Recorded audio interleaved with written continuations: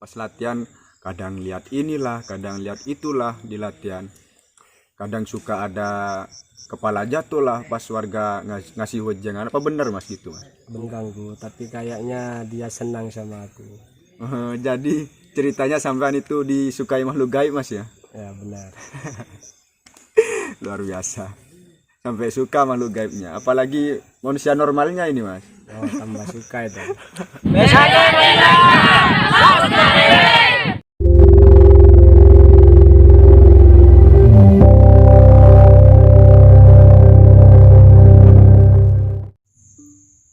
Halo pesilat, assalamualaikum warahmatullahi wabarakatuh. Salam persaudaraan, salam setungdara. Kembali lagi di channel YouTube PSAT Madura. Jadi di kesempatan kali ini saya sedang bersama dengan salah satu dulur yang kebetulan beliau memiliki pengalaman mistis selama ikut latihan. Ya mungkin tanya-tanya sama beliau langsung. Mungkin perkenalkan nama sampean dulu mas. Assalamualaikum warahmatullahi wabarakatuh. Salam sedulur. Salam. Nama saya Gembel Elit. Jadi nama lapangan beliau Gembel Elit. Nah, ini kalau boleh tahu Amit mas ya, sampean pengesahan tahun berapa? Saya pengesahan tahun 2014. Tahun 2014. Saya dengar-dengar sampean itu ikut latihan dari tahun 2005 mas ya? Ya benar, saya ikut tahun 2005. Itu gimana ceritanya mas? Ketika saya ikut latihan di tahun 2005, saya ada permasalahan. Ketika saya ikut latihan, saya berhenti di tengah jalan karena ada konflik. Konflik apa mas ya kalau boleh tahu? Konflik dengan sekolahan, sehingga tidak bisa meneruskan latihan. Jadi gini mas ya, apa?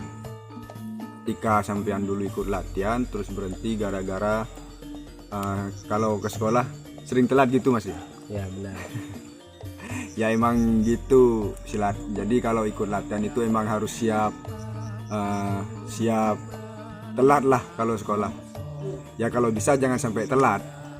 Kenapa? Karena kalau kita jelek di luar otomatis organisasi kita ikut jelek juga. Jadi sampean itu ikut berapa kali latihan dulu mas? Saya 3 kali latihan. 3 kali latihan baru 2014 disahkan mas ya? Ya benar. Luar biasa ini pecinta pencaksilat. Jadi keinginan mas ini sangat besar. Keinginan untuk menjadi bagian dari anggota PSAT ini sangat besar. Sampai ikut 3 kali latihan baru disahkan tahun 2014. Jadi saya dengar-dengar juga itu mas, sampean pas siswa dulu punya pengalaman mistis. Apa benar mas? Ya benar, saya punya pengalaman kayak itu. Pengalaman mistisnya kayak apa mas? Kalau boleh tahu. Semacam waktu pengambil sabuk, waktu itu sabuk putih. Sabuk putih ya, terus? Ketika mengambil sabuk itu aku nggak sengaja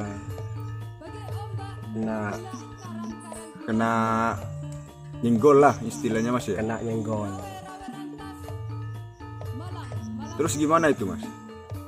Ketika itu aku nggak merasa, tapi setelah keluar dari lokasi saya Diikuti penunggu kuburan situ mas ya? ya. Terus sampean kesurupan gitu? Ketika warga mengambil, aku nggak tahu terusnya kayak apa. Jadi ceritanya itu si makhluk gaib tersebut ada di sabuk sampean gitu ya? Iya. Jadi ketika sabuknya diambil sama warga, sampean langsung blank, nggak ingat apa-apa mas ya? Nggak ingat. Itu selepas itu mas ya, selepas sampean selesai pengambilan sabuk, itu penunggu sabuk sampean itu apa ngikut terus ke rumah apa gimana mas? Ya sampai terus ikut ke rumah berapa hari, sampai 1 minggu masih ikut ke rumah. Itu penunggunya itu apa ganggu sampean apa enggak mas? Tidak mengganggu, tapi kayaknya dia senang sama aku. Jadi ceritanya sampean itu disukai makhluk gaib mas ya? Ya benar. Luar biasa, sampai suka makhluk gaibnya, apalagi manusia normalnya ini mas. Oh, tambah suka itu. Makhluk gaib tersebut atau penunggu sabuk sampean itu mas lepas atau lari dari sampean itu selama 1 minggu mas ya, baru hilang makhluk itu ya? Iya.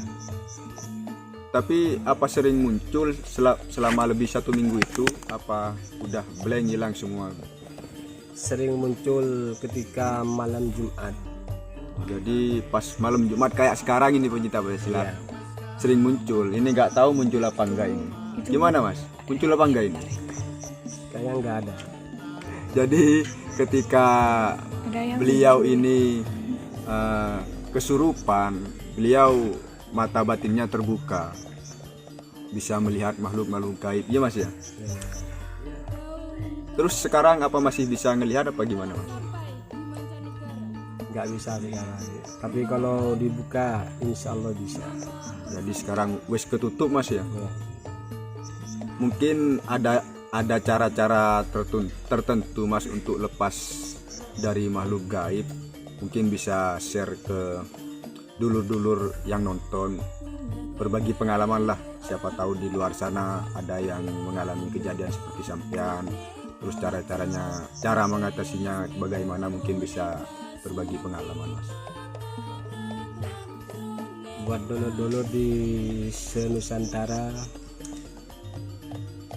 kalau bisa jangan berhubungan dengan makhluk gaib, itu sangat berbahaya bagi kita kalau nggak kuat batinnya. Jadi kalau belum siap untuk dibuka mata batinnya, jangan dibuka mas ya. Saya dulu juga sempat dengar mas, katanya ada leteng sampean namanya Mbak Iro, itu wes kebuka dari kecil mas ya, Iya. mata batinnya. Jadi pas latihan itu katanya dulu pas cerita orangnya, pas latihan kadang lihat inilah, kadang lihat itulah di latihan. Kadang suka ada kepala jatuh lah pas warga ngasih wejangan. Apa benar mas gitu?